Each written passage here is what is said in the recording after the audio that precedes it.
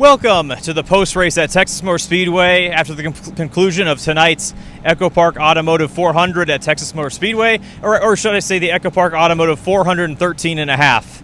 It was quite the frantic run to the finish, and while it wasn't quite as exciting as Ryan Sieg and Sam Mayer going door-to-door, nose-to-nose for the finish in the Xfinity race yesterday, it was quite a bit of comers and goers at the end, and it was Chase Elliott broke a 42-race winless streak, scored the 19th win of his Cup career, and his first at Texas Motor Speedway. He also won the race with sponsorship from Hooters, which marked Hooters' first win in Cup since Alan Klicky won with them back in 1992.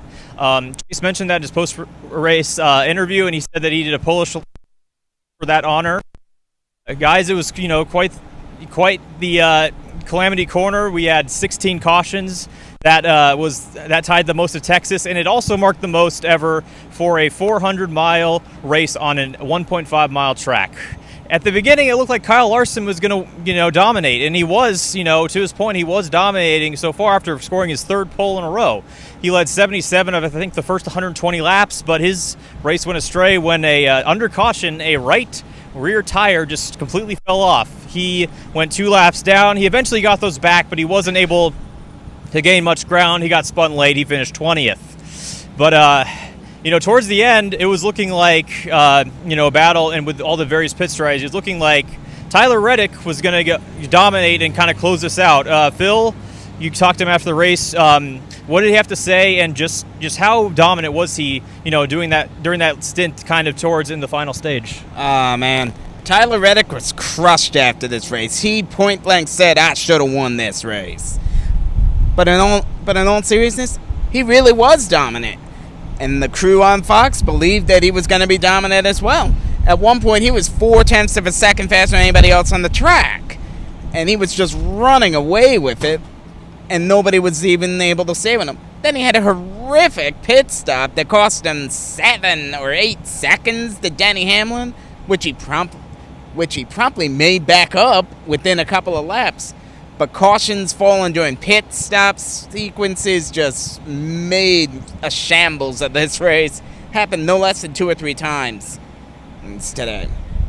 Unfortunately, Reddick came home 4th, and he was not happy with his 4th place.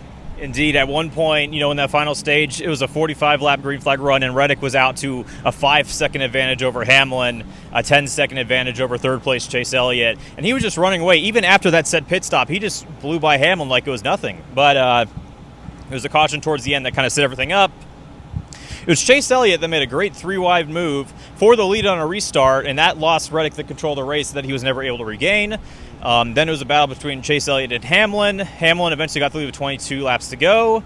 Then the cautions began again. Elliott got the lead just barely for a crash between Kyle Larson and Zane Smith. And then on the next restart, Hamlin saw his race hopes completely dashed as he backed it in the turn 4 wall, finished 30th. Obviously, he said, just going for the win.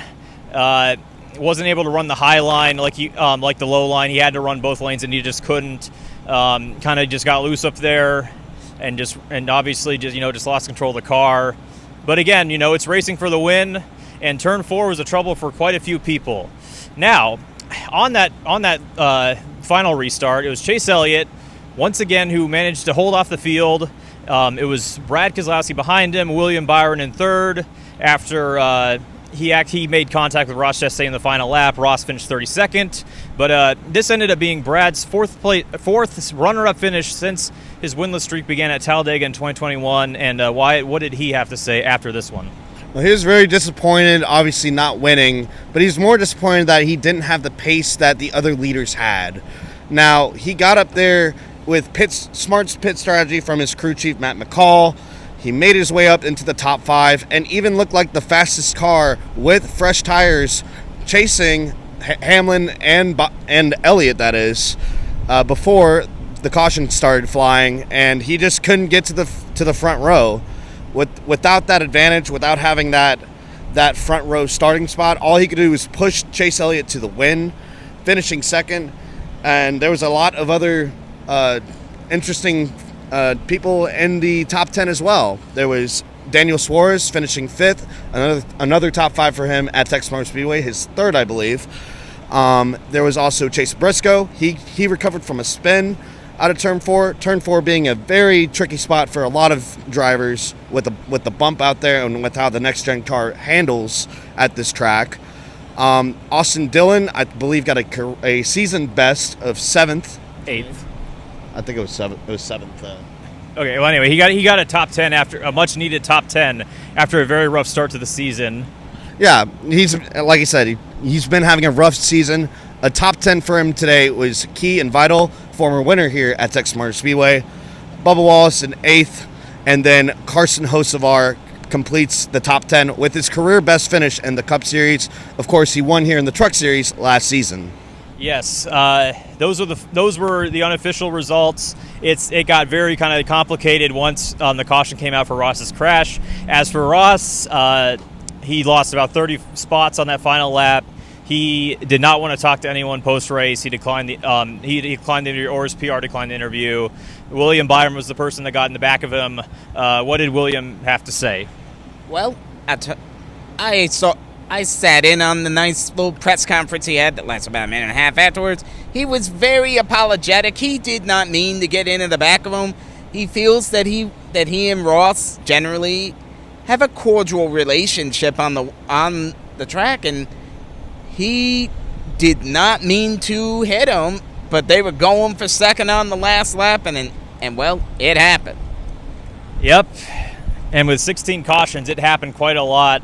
Drivers losing in turn 4, drivers losing on the restarts. I think at the end, it was 4 straight restarts, and there was a crash either on the first lap or the second lap afterwards.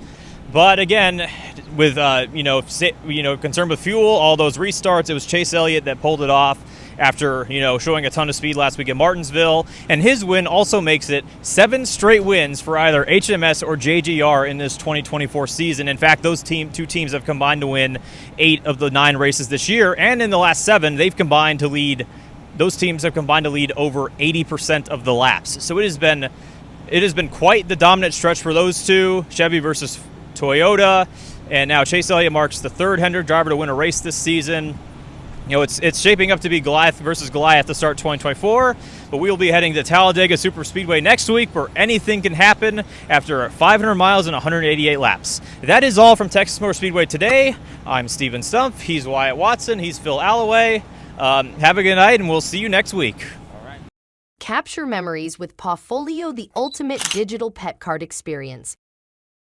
Customize, download, and share in 3D magic.